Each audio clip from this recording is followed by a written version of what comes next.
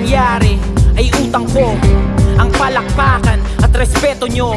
Kapag hawak ang tumutunog na mikropono, kableng nakapulupot sa kamay para di mahugot, ay parang wallet sa snatcher, ako ang mandurukot. Mga linya kong sinulat,